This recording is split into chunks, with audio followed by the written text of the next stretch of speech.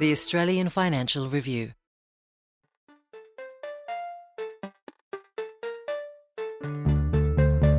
When I was younger, I had a job interview once for the Deck Chair Theatre Company in Fremantle, and the chair of the board said to me in the job interview, "What do you do to manage stress?" And I said, "I drink." and everyone laughed. And she said, "That's a very honest answer." And I said, "Yes, well, what do you do?" And she said, "I drink too."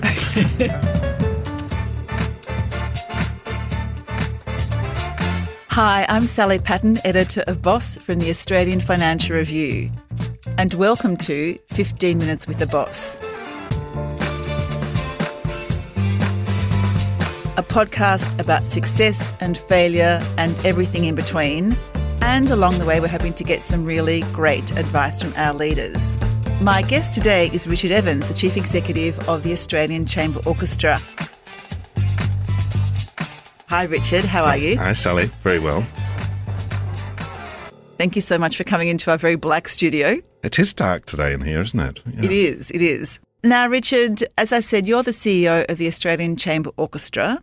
The orchestra presents between 200 and 250 performances per year, and you tour nationally, regionally and internationally. The ACO employs just under 70 people, including 17 musicians. And I can imagine with all that travel, that's probably keeping you pretty busy. Keeps all of us pretty busy, actually. Yes, there's always something going on. And because we perform, as you say, nationally and internationally, at any one time we can have several groups of musicians anywhere in the world. So, yeah, there's a lot of frequent flyer points. I can imagine. I'm loving that. Okay, Richard, we've only got 15 minutes. The clock starts now. Let's start. First of all, tell me about your morning routine. What does it look like? What time do you get up? What happens? Look, it's changed a lot over the years, Sally. When I was a youngster working in the arts, the mornings weren't something I was very experienced with. They kind of happened while I was sleeping. But of course, more recently, my mornings are pretty active these days. You discovered them? Yeah, absolutely. Up around 5:30, catching up on work because our days are kind of so busy with meetings or travelling or kind of other things. The only quiet time we really get is first thing in the morning. So that's very precious time for me. The other thing, as I kind of grow older, is very important to me is exercise. My latest regime, my new thing is actually Pilates. Yeah. Pilates. I'm told that's excellent.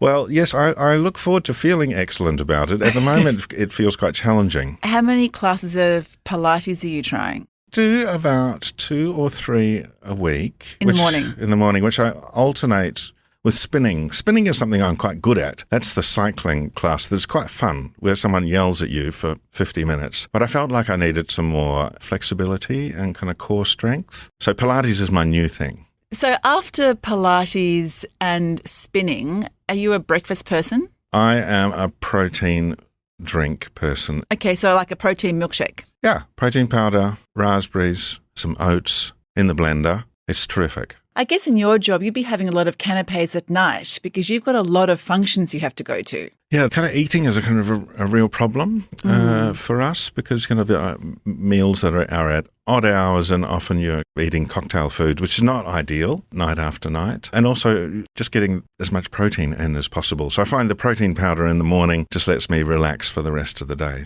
Yes, protein is key, isn't it?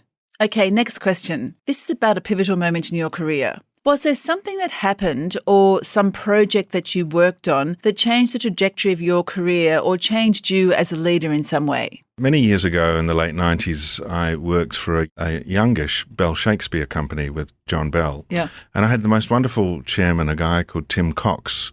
And after I'd been there a year or two, he said to me, "I'd like you to go to Harvard Business School and undertake this short course." It's a course that they run there called Strategic Perspectives in Non-Profit Management. It's a 2-week residential course. And the opportunity was amazing.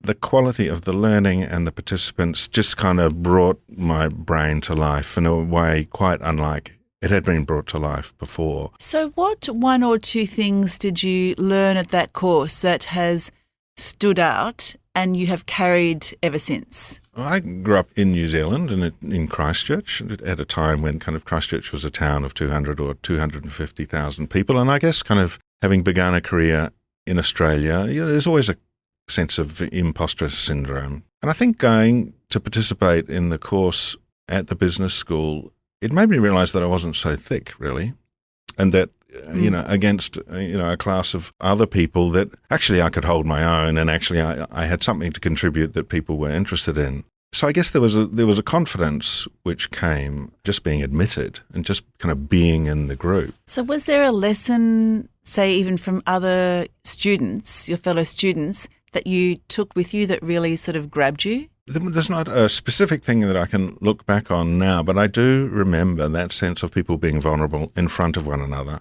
and talking about how they felt in their leadership roles and the challenges that they had, and suddenly realising that we're not alone. We all have these moments, and the best thing that we can do is actually reach out and tell people about them. Especially, I think, as a man, I think kind of the female leaders kind of more naturally have a group of people around them that they speak to things. But, it's not so common amongst men. And so I've been very conscious about being especially vulnerable. I'm very happy to be vulnerable in front of the staff as well. And why is that so important, being vulnerable? I think it's just telling the truth about who we are and how we are. I've always felt that the more honest and vulnerable I am with the staff, they don't think any less of me. In fact, I hope that they may think more of me. And they probably trust you more? I hope so, yeah. Well, certainly what you see is what you get. Okay, Richard, my next question is, what is the best piece of career advice you've ever been given? I haven't had any kind of formal career advice. However, when I was in my late teens, I knew a guy in Sydney called Frank McDonald who had a business. He's a gallerist specialising in 19th century Australian painting. And one of the things that Frank taught me actually was that anything is possible, not to be bound by convention. In fact, anything you kind of dream, you can do. And of course, there are constraints for everyone, but it was more of a mindset, actually. So we didn't have to go down a conventional mindset of going to university, completing university, kind of going into a chosen field, but rather, if you were interested and keen in people and ideas and were widely read and communicated well, then in fact you could do anything. Yeah, so the key to success and the key to getting ahead was really taking into account views from a whole range of sources and talking to lots of different people. Absolutely. If you think about the kind of multicultural society that we live in Australia, there's a diversity of views, there's a diversity of religions, there's an incredible number of people any day on the train or the bus that we live alongside. We all do tend to kind of live in our bubbles, but the more that we can kind of challenge ourselves and kind of break out of these bubbles and try and live life through other people's experiences, I think it gives a certain richness, and it also kind of allows us to see,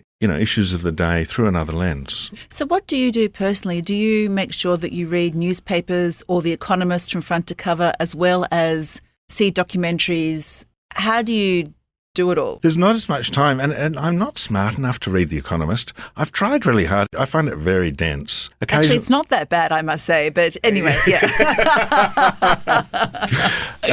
But yes, no, we read in our house very widely. We're very old-fashioned. We get all the newspapers. Good. On the weekend. I think that reading kind of widely and reading kind of from a variety of political viewpoints is very important. And of course, today we're just inundated with kind of news, and I spend my life unsubscribing to things, which means that I must have subscribed to a lot. So you're really making a conscious decision to feed your mind with lots of different viewpoints. I love that. Great advice.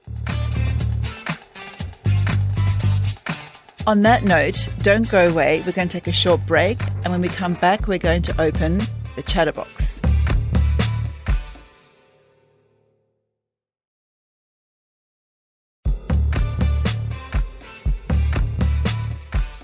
Welcome back to 15 Minutes with the Boss. I'm here with Richard Evans, the CEO of the Australian Chamber Orchestra. Now, Richard, this is our much-flagged section called the Chatterbox.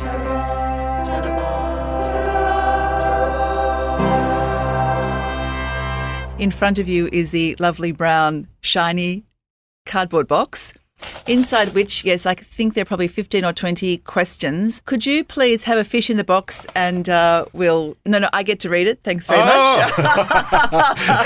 Thanks very much. I get to read them.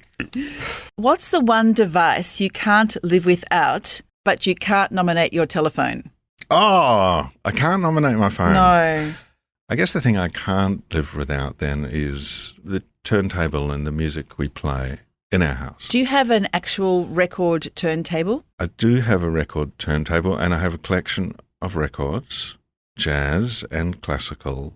However, the records are seldom played because there's another device which I'm not allowed to talk about, which kind of streams the music, and it's kind of so easy now to kind of play that music. And it's fascinating for me. When I was younger, I spent an immense amount of money on kind of hi-fi equipment, and now we're so used to hearing music in so many different forms, and the immediacy is more important than the quality. Now that said, we do have a turntable and we do have some very beautiful speakers, and there are occasions when the quality of the music is just very important, and it's often when I'm at home by myself. And when you do that, what are your favourite couple of pieces of music to listen to? It can vary widely. Because I work for Australian Chamber Orchestra, we play a lot of small repertoire generally. So I like listening to big repertoire when I'm not at work. So you'll get a booming symphony. A big Mahler symphony, Mahler 5, a big Brahms symphony, some of those kind of very big classic works. I find, depending on what mood you're in, they kind of really feed you.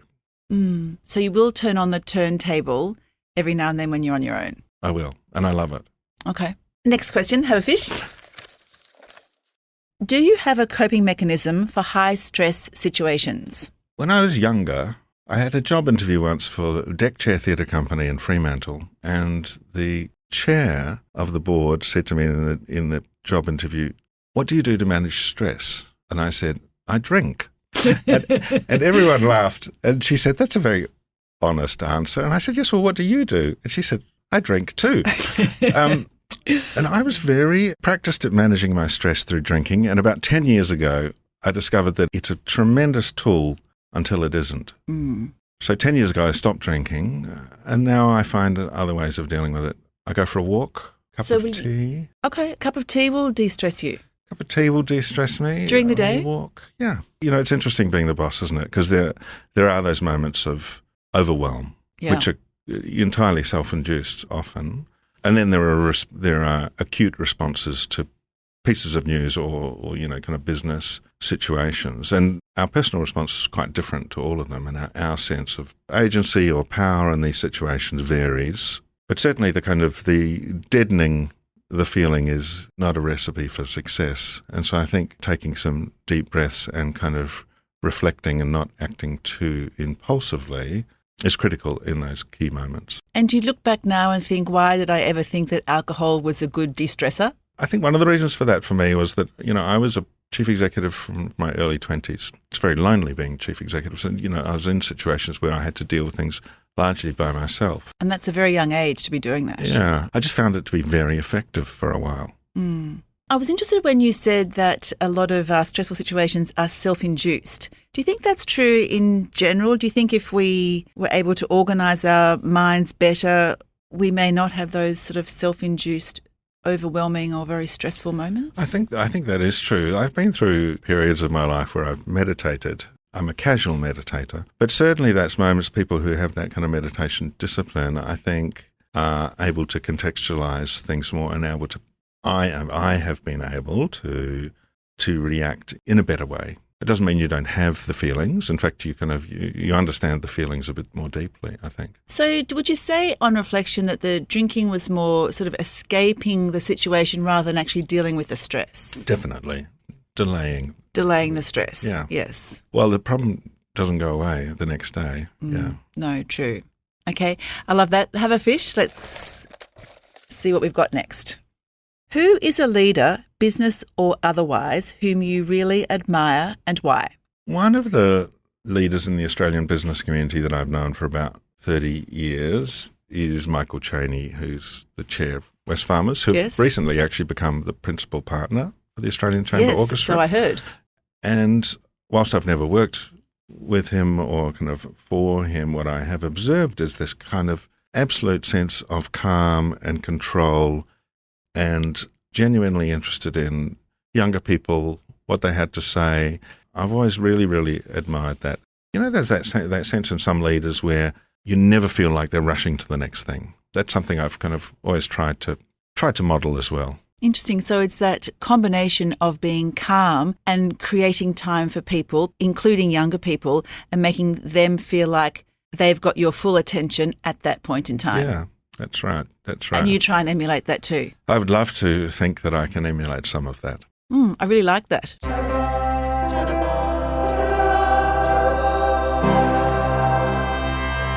On that note, Richard, that's the end of the Chatterbox section. Well done, you've passed with flying colours. I now have one more question, and that is, if we gave you 12 months off, you were unencumbered, you could do anything you liked, and you could have your job back at the end, what would you do? When I was avoiding, rather skillfully, university, where I was doing a degree in Italian and in English, I had the kind of great opportunity to kind of go and live in Italy and work in Italy.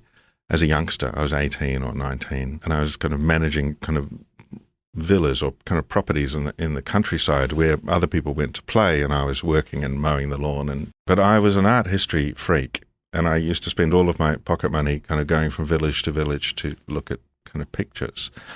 And what I'd really like to do after I'd been at the ACO for 10 years is actually take an extended period off and take the children and the family to live in Italy. The children can go to school. The wonderful thing for me about Italy is that kind of sense of cultural appreciation and the way people exist in the environment, which is kind of so different than Australia. When I worked in the villa company, there are a bunch of kind of farmers who were kind of tending to the kind of the wine and the olive trees, and you'd watch them have the kind of biggest argument in the world about which tree would be nicest to sit in to have lunch, where the breeze was coming and where the sunlight was. In Australia, people just go like, as soon as the kind of lunch bell goes, they're just going to sit down wherever they are on the side of the street or whatever. Yeah. And so there was that kind of that kind of essential love of life and that of how we experience life in a day-to-day fashion. I love that sense of kind of being in the environment and that sense of how we can make the most of our day. And just perfecting the art of living. Yeah, absolutely. Richard, I really loved talking to you today about the fact that you're doing Pilates now a couple of times a week. I'm not quite so sure about having 6 cups of coffee today, but now you mention it, I think actually also lanyards are not very attractive things to be wearing around the office. I love the way that you have done a bit of a flip in the way you deal with stress. You're not drinking anymore, but have decided that getting a cup of tea and having a walk are much more effective ways to de-stress. And actually also I loved the bit you said about being vulnerable and just how important that is and how important it is to create a circle of people around you with whom you can be really honest, because let's face it, we're all in this together and we all face quite similar problems. So thank you so much for allowing us to spend 15 minutes with the boss. Thank you, Sally. And thank you to everyone for listening. If you like the podcast and would like to hear more, please consider sharing the podcast or writing a review, as it helps us to reach more people. And follow us wherever you get your podcasts. At the Financial Review, we investigate the big stories about markets, business and power. For more, go to afr.com, and you can subscribe to the Financial Review, the daily habit of successful people, at afr.com/subscribe. This podcast was hosted by me, Sally Patton, and produced and edited by Lap Fan. Video and audio assistance, and our music theme is by Alex Gower, and our executive producer is Fiona Buffini.